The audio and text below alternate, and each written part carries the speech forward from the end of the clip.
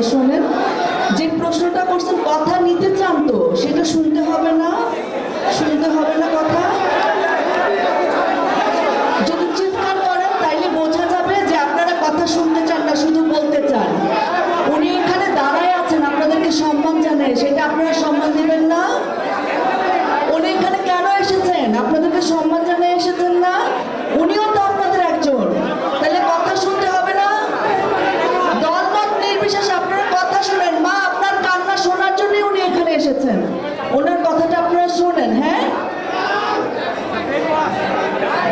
আমি কিন্তু আপনাদের একজন, আমি ওনাদের দাওয়াতে এসেছি আপনাদেরকে দেখার জন্য। এই কথা শোনা লাগবে আপনাদের। মাননীয় প্রধানমন্ত্রীর উপদেষ্টা আপনাদের জন্যই কাজ করেন এবং তার হয়ে আপনাদের এখানে এসেছেন। জনাব তারেক রহমানের হয়ে এখানে এসেছেন। আপনি কথা না শুনলে হবে না, আপনাদের দুঃখ আমরা সবাই বুঝি। মা একটু শোনেন।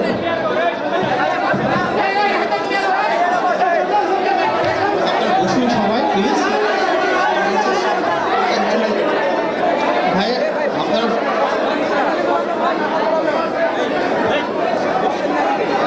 প্রিয় ভাইয়েরা বোনেরা,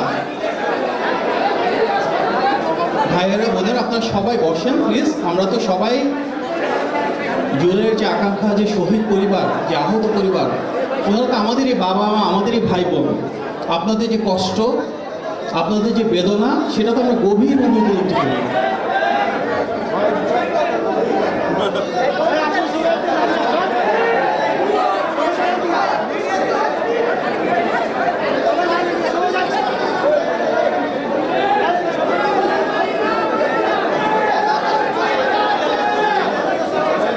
আপনারা তো প্রিয় ভাই বোনেরা, আপনারা যারা শহীদ পরিবারের রয়েছেন, আপনারা যারা আহত রয়েছেন, আপনারা তো আমাদেরই ভাই, আমাদেরই বোন।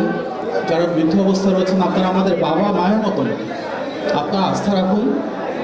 যে জুলাই গণ অভ্যুত্থান হয়েছে, সেখানে যারা শহীদ তাদের প্রত্যেকের অবশ্যই তো আমরা বিচার সুনিশ্চিত করবো। সেই পথযাত্রা আমরা রয়েছে। আমরা ইনশাআল্লাহ সবাই মিলে এই দেশটাকে গড়ে তুলবো সমৃদ্ধ। আমরা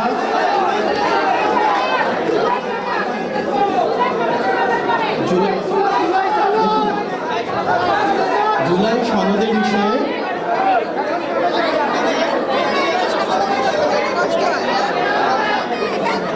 সনদের বিষয়ে আমরা নির্বাচনে দেখেছি যে বিএনপির থেকে আমরা বলেছিলাম অবশ্যই আমরা হ্যাঁ ভোট দেবো, এবং যেভাবে স্বাক্ষর নিতে হচ্ছে অবশ্যই আমরা জুলাই সনদ বাস্তবায়ন করবো।